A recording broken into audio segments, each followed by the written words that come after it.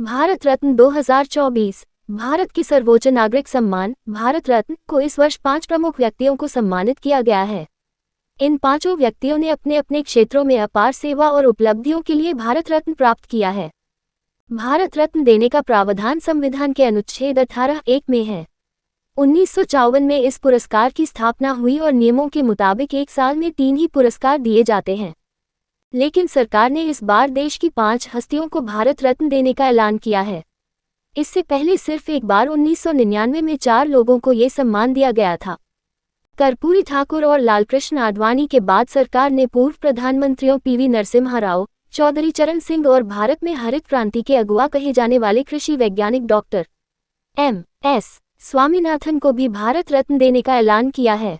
कर्पूरी ठाकुर अंतिम समय में राजनीतिक दलित नेता और पूर्व बिहार के मुख्यमंत्री कर्पूरी ठाकुर ने बिहार की राजनीतिक परिदृश्य को अपने योगदान से चमकाया।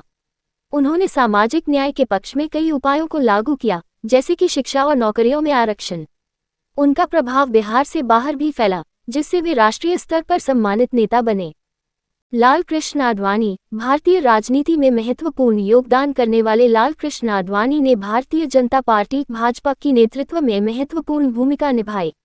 हिंदुत्व के पक्षधर के रूप में उन्हें याद किया जाता है, जिन्होंने अयोध्या में विवादित स्थल को पुनः प्राप्त करने के लिए राम जन्मभूमि आंदोलन के दौरान नेतृत्व किया।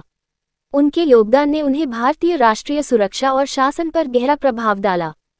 चौधरी चरण सिंह देश के 6ठे प्रधानमंत्री थे, हालांकि उनका कार्यकाल काफी छोटा रहा था। 28 जुलाई 1979 को प्रधानमंत्री पद की शपथ लेने के 170 दिनों बाद ही उन्हें पद छोड़ना पड़ा था, क्योंकि वो सदन में अपनी सरकार का बहुमत साबित नहीं कर पाए थे।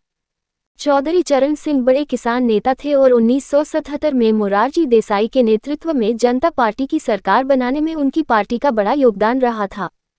पमुलपर्ती वेंकट नरसिम्हा राव। अंतिम समय में पीवी नरसिम्हा राव देश के 10वें प्रधानमंत्री थे।